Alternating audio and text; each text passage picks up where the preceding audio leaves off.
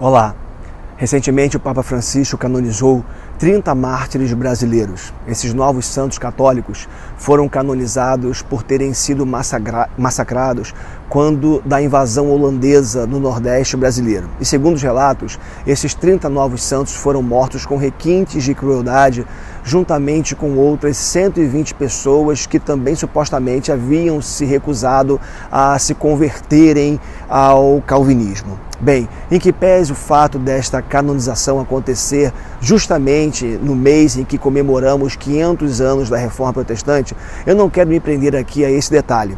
Eu quero destacar o fato dessas pessoas terem sido como eu e você. Com certeza, pessoas com luzes e sombras, gente com virtudes e defeitos, seres humanos como nós. E eles tornaram-se santos por meio de um processo e decisão final do Vaticano que durou aproximadamente 15 anos depois de terem sido beatificados. Bem, eu não quero, como eu já disse aqui, me ater ao processo em si. Eu quero apenas mostrar o que a Bíblia fala sobre como alguém pode tornar-se santo. E eu começo afirmando que, a rigor, somente Deus é santo. À luz da Bíblia, o Deus triuno, ele é totalmente o outro, aquele que transcende em absoluto toda a sua criação.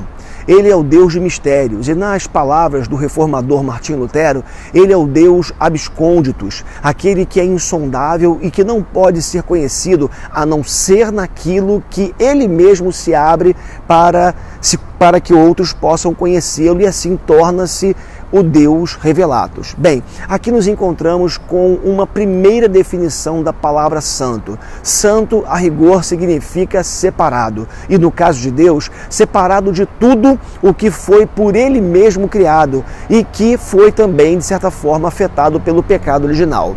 E o profeta Isaías, ele teve um vislumbre da santidade de Deus. Ele vai dizer assim: no ano em que o rei Uzias morreu, eu vi o Senhor assentado num trono alto e exaltado, e a aba da sua veste enchia o templo. Acima dele estavam serafins, cada um deles tinha 6 asas, com 2 cobriam o rosto, com 2 cobriam os pés, e com 2 voavam, e proclamavam uns aos outros: Santo, Santo, Santo é o Senhor dos exércitos, a terra inteira está cheia da sua glória. Isaías, capítulo 6, versos de 1 a 3.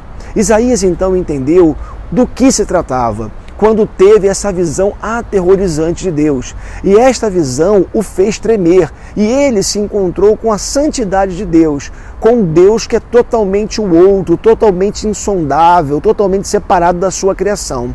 E há 2 palavras na Bíblia de onde vem a nossa palavra santo no português. São as palavras kadosh e a palavra hagios. A primeira no Antigo e a segunda no Novo Testamento. Então, o Deus triuno é santo por causa da sua perfeição absoluta e da sua distinção de tudo o que foi por ele mesmo criado. E há um grande abismo entre Deus e a sua criação. Mas é interessante porque esse Deus santo nos fez a sua imagem e semelhança, colocando originalmente em nós essa sua santidade.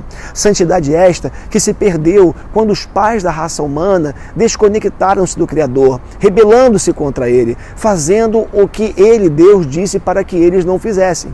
E como Deus resolveu então esse problema? Enviando o seu Filho, que ao morrer na cruz e ressuscitar ao 3º dia, o fez para que fôssemos aceitos de novo pelo Deus que é santo.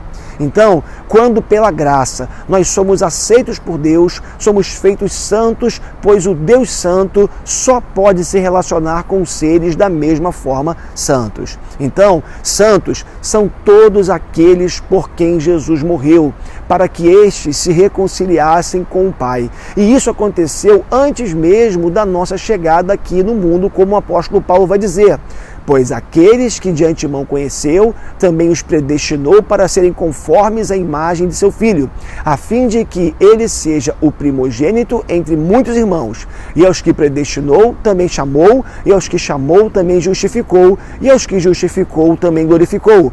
Romanos capítulo 8, 29 e 30. Percebam que Deus fez uma obra completa na nossa vida e só por isso podemos ser santos. O que significa ser santo então, ou viver em santidade? Vida de santidade é vida virtuosa. Não significa ausência total de pecados, mas uma vida com menos pecados. Vida santa é vida funcional, é uma vida que funciona bem. Portanto, somos santos no mundo. Gente que foi santificada pela graça e só por isso nós conseguimos continuar o processo que só terminará no dia da nossa morte ou na volta de Jesus quando Ele vier buscar a sua igreja. Somos santos dentro da história, somos santos porque o amor de Deus nos fez santos, somos santos porque Deus mandou sermos santos, conforme também disse o apóstolo Pedro na sua epístola, quando assim afirma: mas assim como é santo aquele que os chamou, sejam santos vocês também em tudo o que fizerem, pois está escrito: sejam santos, porque eu sou santo. 1 Pedro capítulo 1, versos 15 e 16. Então Deus nos separou para Ele, e uma vez tendo feito isso, nos aproximando dEle de novo, nós podemos obedecer a sua ordem para sermos santos. Então, santo é todo aquele que foi escolhido, chamado e separado por Deus para ser cada vez mais parecido com o seu santo Filho Jesus. E não depende de declaração humana, não depende de processos eclesiásticos, depende da obra de Deus, o Deus Santo, nos aproximando dele através do seu Filho para sermos cada vez mais santos e assim funcionarmos bem nesse mundo para a glória dele, para o nosso próprio bem e para abençoarmos outras pessoas. Deus te abençoe e até a próxima.